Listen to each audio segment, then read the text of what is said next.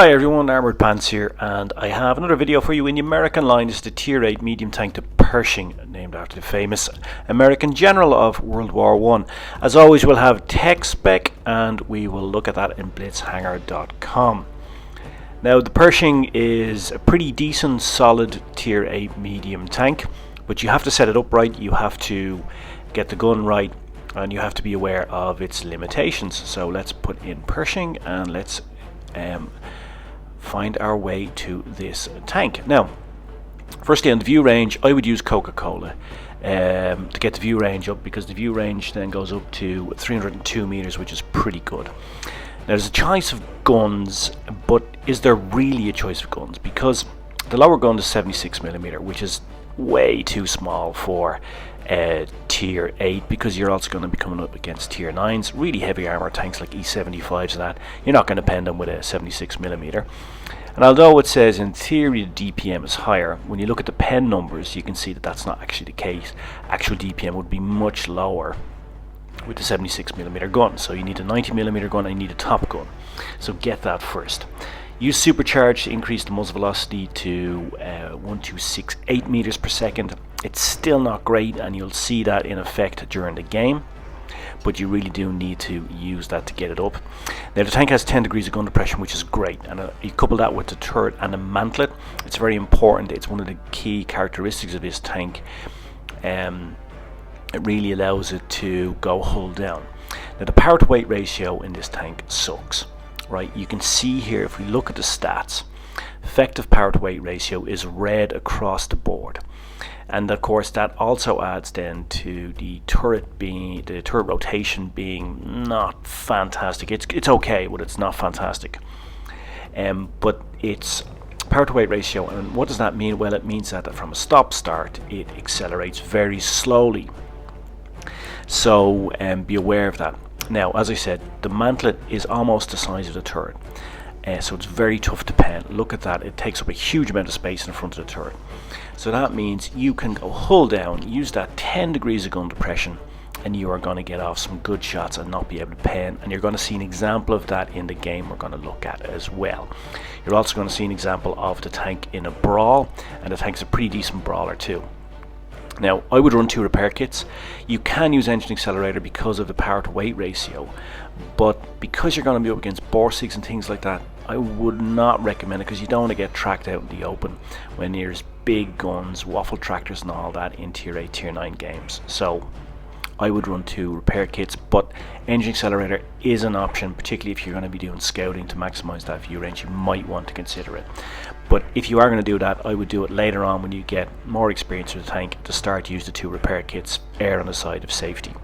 Now, in terms of tactics, we have discussed that the tank is slow from a stop start, but once you get going it has a decent top speed, so you can get out and you can scout in this tank. The view range is pretty good, so therefore you can get out, scout. If you can get into a position where you can go hull down, you can do a lot of damage without taking too much yourself, and you'll see those tactics at play in the game. So let's have a look at the gameplay now. Let's have a look at the tank's characteristics and limitations in play. We're going to look at Black Glove, and it's a supremacy game. This is actually a mastery game in the Pershing. Now, first you always check the setup, see what the reds are, check the reds list, see what they're going to be doing. Done that, so I decide I'm going to go to A. I'm not going to go directly to A. As always, what I do is I normally go and scout out a base. I just don't drive directly into it, because you are going to be looking at all sorts of trouble if they load up on numbers at that base. So what I'm going to do is I'm just going to go and scout out this base. So basically spotting 101, and I'm going to try to keep myself safe. And I'm going to use one of the key characteristics of this tank. I am going to use this gun depression. So I can look over the hill, I can spot up the enemy, and they can't really get a shot on me because I'm only showing them that turret, and it's going to be very difficult to pen. Look at the gun here, because I have supercharge, I'm going to be able to pen him. I'm going to have high muscle velocity at that low range. It's a limited range, so I'm able to pen him there, and I just slow that down so you can see that pen in action. Then another shot, and I'm utilizing the strengths of this tank. basically I'm getting free shots there because he can't pen me and I'm penning him using that great gun depression. Again, another shot into the T44 there, so I'm already 3 for 0 here. Another shot in, 4 for 0, got a maximum roll on that one. So pretty good tactics there, using the strength of the tank. Now I'm going to get into a brawl here. Now I've reduced the hit points on that T44, so therefore I'm going to get one shot into him, and before he reloads, another shot in, clear him off, nice reload. You can see there that my reload's superior to his, so you know, my 6.5 second reload helped me out there, and at that range the gun is pretty accurate. Now it's safe to cap, so went there, scouted it out, used the strengths of the tank, its gun depression and that strong turret with that mantlet making up a large portion of the turret, and was able to farm some damage there. Did a lot of damage and just took one hit for my trouble, so very fair exchange, playing the tank to its strengths. Now here you're going to see the importance of muzzle velocity. So one of the things that you do in a medium tank is, particularly if you flank, as I've done here, this is a semi-flanking move, is sniping. If you're sniping over distances over 350, 400 meters in a medium tank, you need to have muzzle velocity loaded up, because the muzzle velocity on this is quite low anyway, and as we said, even with supercharge it's still less than 1200 meters per second. Slow it down here, you see that shot going in. It'll be much more difficult to make that shot, particularly when you have small targets that are moving without the muzzle velocity being increased, and you'll find it frustrating. So there we go, increase muzzle velocity, firing over distance, get another kill.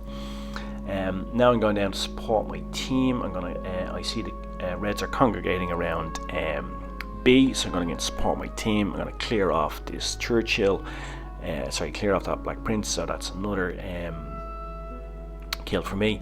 Now here I get into a bit of a mess. The Reds, all of them concentrate fire on me, and I go from a very healthy position to being one shot, so that was kind of sloppy play for me, but I also wasn't expecting them all to target me.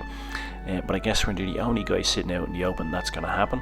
Now here I am using the gun depression on the tank, staying safe. He can't really get a shot at me. Now I'm going to readjust, and now I'm going to move while that KV's in cover, keeping myself safe because I want to survive this game. Don't want to die now, and I am one shot to the KV. So come out there, it's safe, put a shot into him, nice bit of damage there. I'm going to get one more shot into him there. He takes out the Helsing. Helsing got a bit aggressive, a bit too aggressive, and there we go. My ally takes him out, and there we go, mastery game. But you know, it's interesting, not so many people are playing the Pershing at the moment, because you'll see here that the mastery is delivered at just under 1.2k of XP, so it's pretty low XP actually. I wasn't actually expecting a mastery in that, but I think that's good though, because it shows that if you're playing the Pershing now, it's a good time to play it. This game is only a couple of weeks old. It's a good time to play it because not so many players are playing it at the moment, so therefore you can master it with lower XP than you would normally need to master a Tier 8 medium tank, or any Tier 8 tank for that matter. So there we go. See mastery badge and sharpshooter, and the sharpshooter badge is important, and also it shows the importance of maximizing that muzzle velocity. Those of you who watch my videos regularly will know that that is one of my key tenets of my play, is maximizing muzzle velocity. I'm a great believer in that being a key to good play.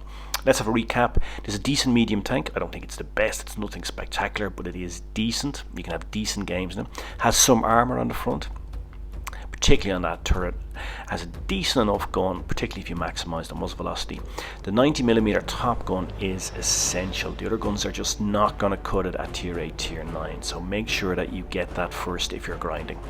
It's slow from a stop start, it feels clunky, but all the American tanks do too. The Super Pershing is the same, because the power to weight ratio is pretty bad on this tank, and that's the case even up in the Tier 9, Tier 10, which we're going to review as well.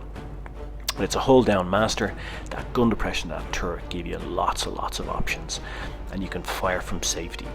I would use Coca-Cola in setting up the provisions to give that 302 meters of viewing, because that's important, especially when you want to spot, and it's a good spotting med because of that, and because of that turret, etc. It's a decent brawler, as you saw, a decent reload, and it has armour, and the gun is pretty decent. 6.5 seconds is decent as well. But remember though, one of its limitations is slow from a stop start. You're not going to get any fast getaways. You wouldn't use this to rob a bank. But used well, it can perform. Play to its strengths, avoid getting into situations where you need to utilise getaway quickly, utilise that engine power because it's not there. So there you go, have a think about this tank. It has limitations, but play well, and use, for example, its strengths like the gun depression, the turret, the view range, etc. So cheers Mush, thanks for watching, hope you enjoyed it, hope you found it useful. The music was Vivaldi Oboe Concerto in D minor, hope you like that too. So I guess all remains for me to say is pants off.